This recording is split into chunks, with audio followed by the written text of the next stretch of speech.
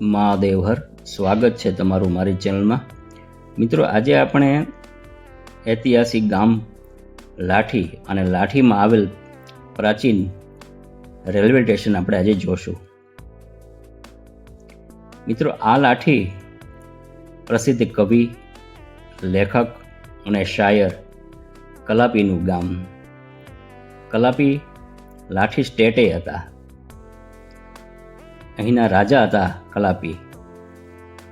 તો મિત્રો, વિડીયોમાં સાથે જોડાયેલા રહેજો. આપણે આજે આખું રેલવે સ્ટેશન જોશું. આ પ્રાચીન રેલવે સ્ટેશન છે. મિત્રો, આવનારા સમયમાં આ પ્રાચીન વસ્તુઓ આવનારી પેઢીને જોવા નહીં મળે. આપણે ભાગ્યશાળી છીએ કે આપણે આજે પ્રાચીન વસ્તુઓ જોઈ રહ્યા છીએ. મિત્રો, આ રેલવે લાઇન જ્યારે જૂની હતી ત્યારે મીટર ગેજ રેલવે લાઇન હતી. અત્યારે નવી રેલવે લાઇન બ્રોડગેજમાં રૂપાંતર થયેલ છે.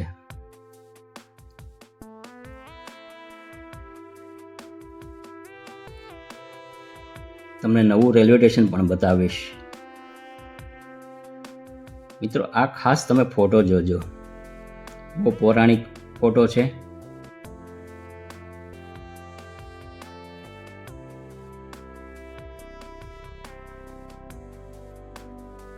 આ ફોટો છે એ ગોંડલ સ્ટેટ ભગવતસિંહ બાપુનો ફોટો છે.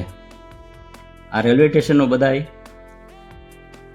ગોંડલ સ્ટેટ અને ભાવનગર સ્ટેટના સહયોગથી બનેલા છે. મિત્રો, જૂનું રેલવે સ્ટેશન છે એ નીચાણવાળા વિસ્તારમાં છે. જે નવું બન્યું છે એ ઊંચાઈની સાઈડમાં બન્યું છે. એ પણ તમને હું બતાવીશ. નવું રેલવે સ્ટેશન છે એ પણ વિડીયોમાં બતાવીશ તમને. સાથે જોડાયેલા રહેજો. આ ભગવતસિંહ બાપુ છે, ગોંડલ સ્ટેટ.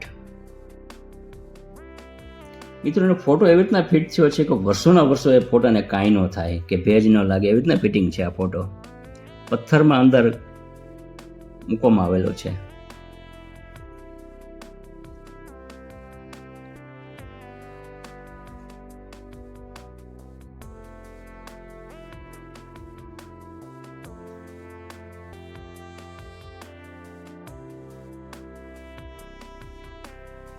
મિત્રો, તમે મારી ચેનલમાં નવા છો તો મારી ચેનલને સબસ્ક્રાઈબ કરજો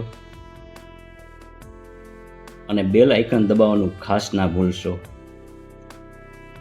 કારણ કે બેલ આઇકન દબાવશો ત્યાર પછી જ મારા અવનવા વિડીયો આપની સુધી પહોંચશે.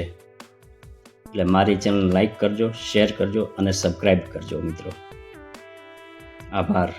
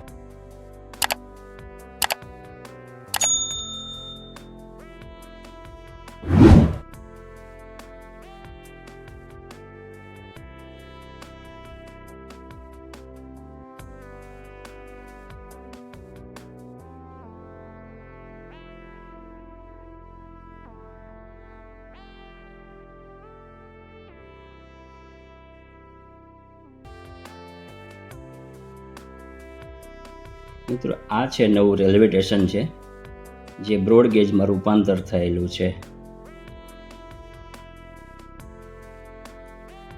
અને સરકારશ્રીએ ખૂબ સારા રેલવે સ્ટેશનો બનાવ્યા છે અને ખૂબ સારી સુવિધાઓ આપેલી છે આ નવા રેલવે સ્ટેશનોમાં.